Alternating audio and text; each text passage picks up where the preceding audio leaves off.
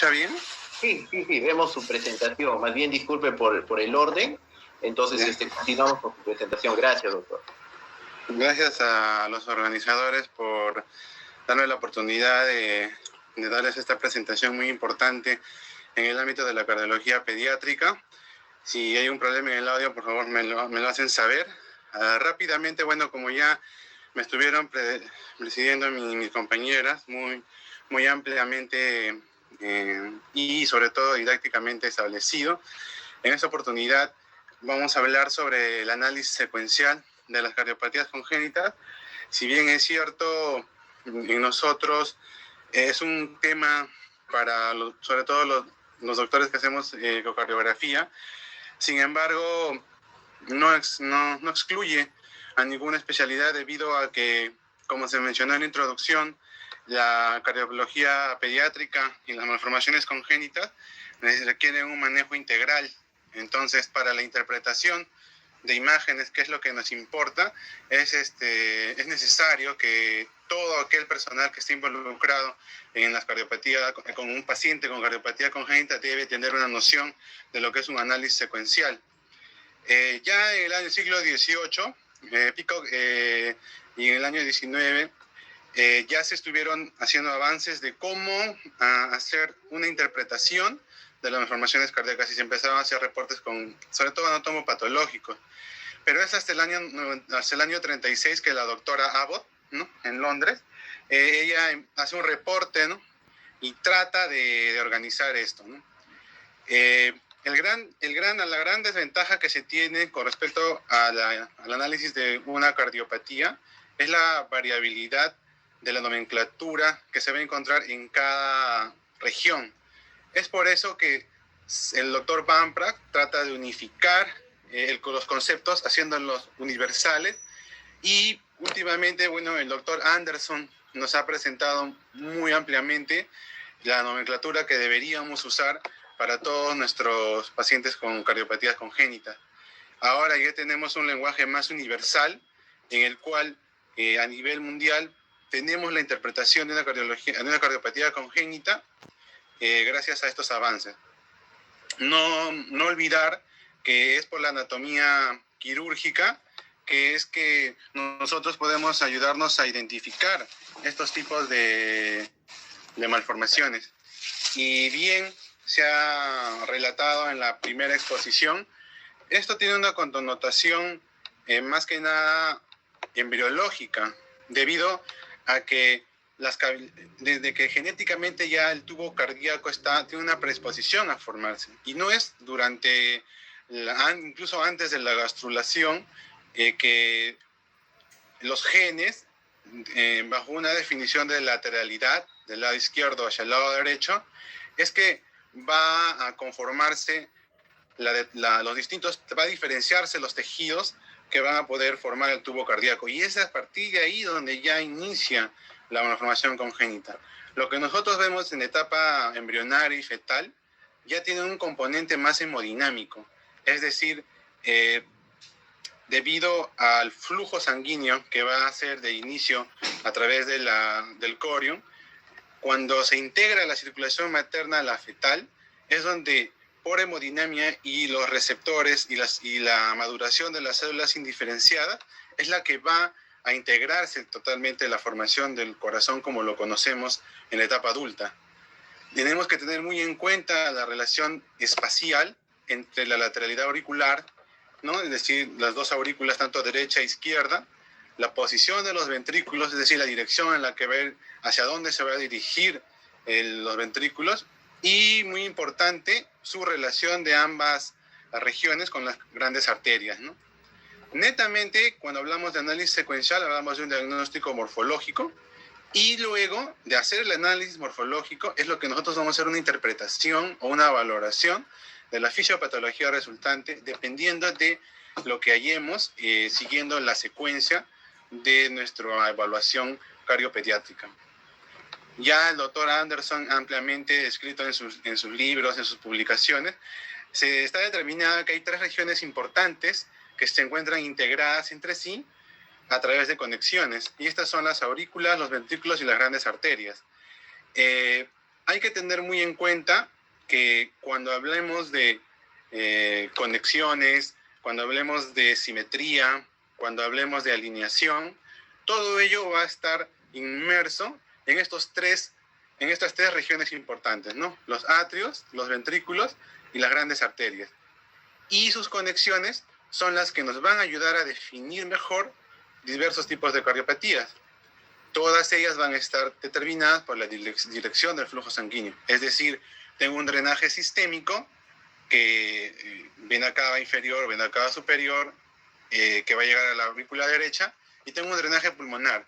Y como nosotros sabemos, este flujo sanguíneo va a estar integrado desde el corazón hacia todo el cuerpo, en un circuito, en algunos casos bilateral y en algunos casos en paralelo, como es en el grupo de las gran grupo de cardiopatías congénitas. No hay que olvidar que no solamente la electrocardiografía o la tomografía o en algunos casos la resonancia nos dan el diagnóstico. Hay que recordar siempre nuestra clínica y en base a eso nuestros exámenes principales, ¿no? Una radiografía y un EKG. Y bien, hay un artículo en español, ¿no? del doctor Busso, un anatomopatólogo uruguayo, ¿no? Que hace este enfoque tanto del análisis secuencial a través de ecocardio, radiografía y EKG. Básicamente nosotros sabemos que el nodo sinusal, a través de su onda o su vector que va de derecha a izquierda, de atrás hacia adelante y un poco inclinado hacia abajo, nos va a dar la posición en la que se encuentra esta aurícula derecha. Recordando que el nodo sinusal se encuentra en la pared lateral de la unión entre la cava superior y la aurícula derecha. Y ya a partir de ahí, cuando nosotros cuando tenemos bien puestos los electrodos, tanto bipolares y los precordiales, debemos hacer una interpretación ideal, ¿no? Entonces, un ritmo sinusal, es decir, cuando mi eje es, la onda P es positiva y negativa en ABR, hablamos de un ritmo sinusal. Y en diversas presentaciones vamos a tener una variación, como en el espejo, es decir, cuando el situs está invertido, lógicamente mi onda P en B1 va a ser negativa y en ABR positiva por el eje del corazón. ¿Por qué les pongo el gráfico de las precordiales? Porque la dirección hacia la que va a dirigir el vector de los ventrículos nos va a dar la posición en relación a la aurícula de este ventrículo. Y no necesariamente está definida solamente por la onda P. Es decir, no porque yo tenga un situs solitus, vaya el eje del corazón ir hacia la izquierda, puede ir a la derecha o puede ir al centro. Y como les muestro actualmente en esta presentación, yo puedo tener un situs solitus con un situs inverso, es decir, con mi nodo sinusal en mi espejo, y tengo la variante a nivel del EKG. Pero también puedo tener un situs solitus en dextrocardia, donde voy a tener mi onda P positiva, pero voy a tener mi onda R negativa en la bipolar 1 y bien positiva en ABR, recordando que ABR es la que se opone a la bipolar 1. Y eso nos ayuda también a poder diferenciar el situs inversus con el corazón en levocardia, ¿no? Que nos puede dar más con una R más alta y una S más inclinada, debido a que la posición del ventrículo está hacia el lado izquierdo. No solo eso, también tenemos el apoyo de la radiografía de tórax, donde nos va a ayudar a definir la anatomía de los bronquios, ¿no? Es decir, un bronquio derecho es diferente al izquierdo. El bronquio derecho es más corto, la división segmentaria lobar es más precoz, y a diferencia del izquierdo, que es más largo, ¿no? Y que se divide posteriormente. Entonces, cuando tenemos, sobre todo en pacientes con el situs invertido, nosotros vamos a tener este hallazgo en la radiografía también presente, en gran mayoría de los casos, no en todos, por si acaso. Y también en los pacientes con isomerismo hay un gran porcentaje que también va a haber una renovación, una alteración, en tal caso, a nivel bronquial, del situs bronquial. Es importante tener estos principios básicos en mente antes de iniciar de hacer un análisis secuencial, que es que tenemos un situs auricular, un situs visceral, como vimos a nivel pulmonar, y también con la posición de los intestinos, ya que Desde la embriología ya partimos de una base de la teoría de la lateralidad, es decir, que nuestros genes, ni siquiera cuando está implantado, ya tienen una predisposición al lado izquierdo y al lado derecho, que es lo que hace que estos órganos, tubo digestivo, tubo cardíaco y los esbozos pulmonares, ya tengan una dirección que van a seguir prácticamente una secuencia que fue explicada en la primera exposición. Tener en cuenta los bucles ventriculares, el D-loop, es decir, la rotación que hace el ventrículo a partir del tubo cardíaco. El concepto de quiralidad, ¿no? Esto no es un término químico, pero que nos ayuda a nosotros a determinar que esto, por ejemplo, ha definido que no existe una superposición de moléculas, o en este caso de algo sólido, ¿no? Es decir, a esto va la definición de que yo debo tener o bien una salida, un paciente en levocardia con el pulgar que nos da la válvula AB derecha y la salida representa los dedos, y a la inversa, ¿no? O sea, el principio de quiralidad dice que esto no se puede superponer, o bien se va a D-loop o bien es el D-loop. Y esto también en relación a la rotación apical. No todo el lápiz se termina de rotar, por eso hay pacientes que pueden presentar al medio, como muestra este gráfico, o una mesocardia. Y la gran conexión de la arteria es un complejo muy interesante que tiene componente celular, histológico, embriológico, hemodinámico y hasta genético. Y eso es lo que quería resaltar de inicio. Ya para entrar de un inicio para el situs o para el análisis secuencial, todo tiene un orden. Partimos de un orden, partimos del doctor Anderson, ¿de dónde sale el drenaje? Entonces, tenemos el drenaje venoso pulmonar y el drenaje venoso sistémico. Estos van a llegar a ciertas, sobre todo a la aurícula izquierda y a la aurícula derecha, dependiendo del tipo de drenaje. Pero también no tenemos que dejar de lado el situs abdominal. Cuando nosotros hacemos nuestra evaluación inicial, tenemos que ver hacia dónde están divididos los vasos y a su vez los órganos. ¿Por qué? Porque cuando hay un situs inverso, puede haber una alteración a nivel de la dirección del corazón, como no, pero el componente de los órganos va a estar presente bien claramente en los pacientes con isomerismo, es decir, que la lateralidad ha fallado y tengo dos aurículas iguales, izquierdas o derechas, que me van también a tener una connotación no solamente pulmonar, sino también digestiva. Podemos tener, por ejemplo, un isomerismo derecho, donde no va a tener un problema de esplenia, el hígado lo voy a tener en herradura, a diferencia de un isomerismo izquierdo, donde voy a tener poliesplenia, voy a tener ausencia de la vena cava inferior y una continuación de los ácidos. Este es el último artículo publicado por el doctor Anderson que va en relación a la nomenclatura, definición y clasificación de las estructuras cardíacas, no sobre todo en pacientes con heterotaxia, que son los que nos demora en determinar. Y es que cada una de las cardiopatías tiene que estar definida por una cardiopatía de base. Es decir, necesitamos un orden para poder definir bien cuál es la cardiopatía que más ha afectado o está afectando al paciente.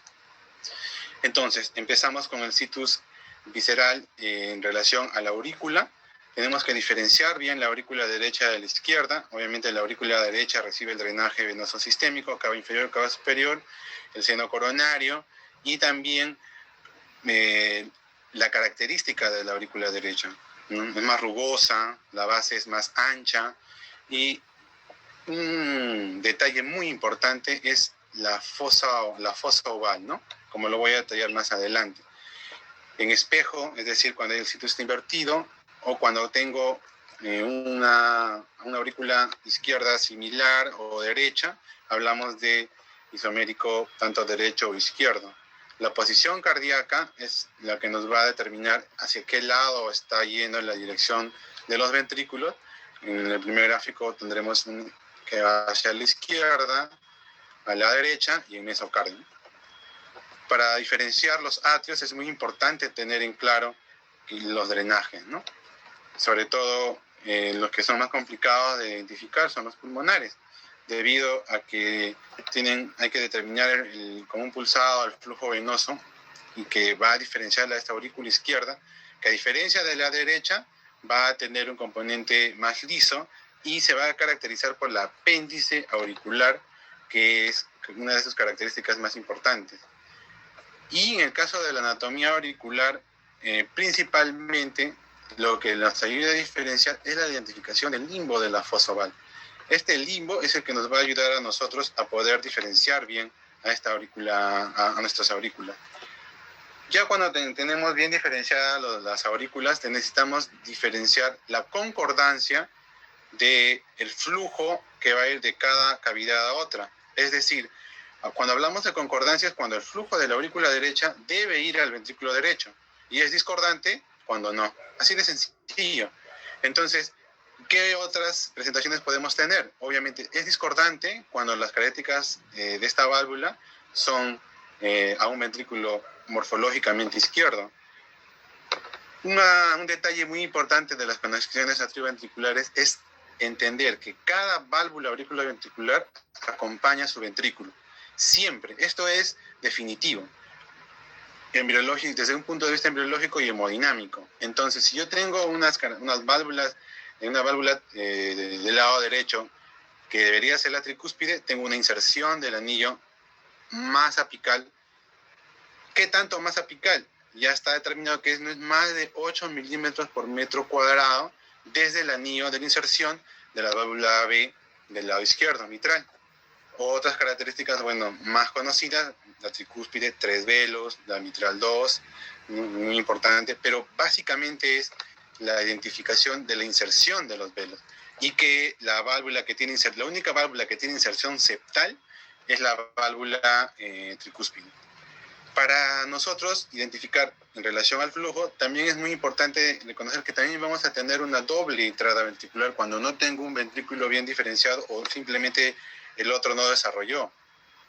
Puede ser, puede haber con conexión ausente o con conexión imperforada. Y por último, vamos a tener la definición anatómica de nuestro corazón univentricular, es decir, que mis dos cavidades comunican a un solo ventrículo. Ahí hablamos de una morfología ventricular única, más no de fisiológica, que eso ya sería otro tema. Entonces, de un punto de vista ecocardiográfico, vamos a tener con mejor definición en relación a las dos aurículas ventriculares, si son perforadas, si son concordantes, ¿no? Si no lo son, pero con presencia de un ventrículo, acá necesariamente tendría que haber un CIB, porque si no, no desarrollaría este ventrículo. O lo otro puede estar asociado a un shunt, con un shunt coronario. La idea es que debe haber algún flujo que tenga que desarrollar. El hecho que la válvula no sea imperforada o atrésica o simplemente no haya desarrollado implica que no ha tenido flujo pulmonar.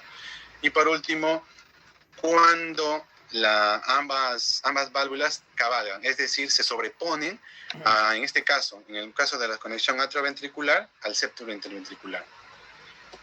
En relación a los ventrículos, necesariamente hay una regla de los 50 que lo voy a detallar más adelante. Ahora, una cámara no necesita tener una salida para hacer un ventrículo, porque el ventrículo puede desarrollarse independientemente y dependiendo del flujo. Hay que diferenciar muy bien también las trabeculaciones a nivel de los ventrículos y el estado de continuidad como tanto de la llegada de las válvulas como la salida. Es por eso que es importante recordar este gráfico. En el inicio les hablaba de la inserción de la válvula tricúspide, que es solamente un poco menos inferior. En niños es más fácil diferenciarlo, como le digo. Medimos esta diferencia anillo-anillo entre superficie corporal, no debe sobrepasar los 8 milímetros, si no hablaríamos de una displasia de la válvula tricúspide dependiendo de la inserción de los velos o de una anomalía de Einstein. Diferenciar bien el tracto de salida, ¿no? Que eso nos ayuda mucho también para identificar el tipo de ventrículo que estamos encontrando. No solamente eso, ver la anatomía de la aurícula derecha, la llegada de la vena cava superior, inferior, la oposición del tendón de Todaro en relación a la válvula tricúspide y el seno coronario, y el limbus, ¿no? Que va a estar determinado por la fosa oval. Y por último, nuestro tracto de salida del ventrículo izquierdo, que va a diferenciarse en que en el caso derecho va a tener infundíbulo y en el izquierdo va a tener una unión mitroaórtica. No hay infundíbulo. El tracto es más bien una continuidad mitroaórtica que se ve a simple vista en un eje paraesternal largo, en en cualquier paciente. Ya para ir pasando a la siguiente fase de la exposición, tenemos el cono, es decir, nosotros tenemos el septum conal y el tronco, que van a estar la última porción que vamos a tener que analizar. Estas pueden tener una alteración no solamente en la concordancia de la relación ventrículo-arterial, sino también en su manifestación como una cardiopatía en sí. Es decir, puedo tener una salida o puedo tener una salida común para ambas ramas pulmonares a través de un solo tronco, que hablamos en este caso del tronco arterioso común. Para las conexiones ventrículo-arteriales también hay una concordancia y discordancia en relación a qué ventrículo, mi ventrículo derecho llevar un flujo a mi arteria pulmonar y mi ventrículo izquierdo a mi arteria aorta. Y también tenemos que encontrar una relación para salidas únicas y salidas comunes, que es muy distinto. ¿Por qué? Porque lo que nos ayuda a diferenciar es, en este caso, es que embriológicamente, cuando yo tengo una salida simple, necesariamente necesito un ductus para que le dé a un shunt. A diferencia de una salida, cuando yo tengo una salida común, como es en el caso del truncus arterioso, la persistencia de un ductus morfológicamente no estaría bien descrita. Entonces, eso es muy importante para la interpretación del diagnóstico inicial. En relación a la posición de los grandes vasos, vamos a tener que ver que la que va a tener la relación para la aorta con la válvula pulmonar va a ser muy variable. Pero ¿cuál es la inicial o la que de presentación normal? Es cuando tenemos el anillo aórtico, cuando es posterior, y una pulmonar anterior. En espejo, no hablamos de una posición pulmonar más posterior y una salida aórtica anterior. Pero como pueden ver en este gráfico, la posición de la salida de los vasos puede ser variable en 8 presentaciones. Y pues esto nos sirve a nosotros para poder definir no solamente si es o no concordante, sino también qué grado de concordancia nos va a dar, sobre todo en la salida única o de doble salida, para comparar con cada ventrículo, tanto del lado izquierdo, como morfológicamente izquierdo y morfológicamente derecho. No solamente hablemos de concordancia, sino también hay un tema de alineación a nivel del análisis secuencial. Cuando tenemos una alteración en la alineación, esto va a relación en dos aspectos muy importantes. Como dice acá en la parte superior, hablamos de una alineación del septum interventricular con la llegada de las válvulas auriculoventriculares. Y en la parte inferior, con la salida de las válvulas ventrículo-arteriales. Entonces, aquí, cuando hay una alteración a nivel de la alineación, hablamos de un overriding valvular auriculoventricular, en el caso de las válvulas auriculoventriculares, que ya está definido que si hay un mayor de 50% de llegada de estas válvulas a un ventrículo izquierdo, en un caso derecho, hablamos de un overriding tricúspidio, si es derecho, y mitral, si es izquierdo. Cuando es más del 50% en relación a la línea del septum, ¿no? Y a su vez también tenemos un overriding o un mal alineamiento valvular ventrículo arterial, que igual sigue la regla del 50%, que tiene que estar en relación a la inserción de los velos aórticos con el septum. Aquí hablamos para podernos diferenciar muy bien, por ejemplo, varias preguntas en relación a cómo puedo diferenciar yo el alfalot de una doble salida de ventrículo derecho con estenosis pulmonar. Pues aquí, en el problema de la doble vía, hay un problema de alineamiento, no hay un problema de flujo pulmonar, que es la fisiopatología de la doble vía alfalot. Es importante recordar ese término. Y bueno, y no solamente hay problemas de alineamiento, también tenemos un problema de que es muy infrecuente, pero que se está reportado, ¿no? Es cuando no solamente los músculos papilares se insertan en el otro ventrículo. Y esto va a estar determinado ya por diversos tipos, ¿no? Hay 3 tipos, ¿no? Cuando se inserta en el ápice septal, en la cara septal del ventrículo hacia contralateral, y la inserción en la cara parietal o basal del otro ventrículo, hablamos de un tipo C, ¿no? Entonces, a modo de resumen, el análisis secuencial tiene que tener un orden estricto. No, yo no me puedo saltear. Entonces, primero tengo que determinar mis sitios, tanto cardíaco, pulmonar e intestinal también. Luego tengo que valorar mi posición cardíaca, es decir, va a la izquierda, a la derecha, al centro.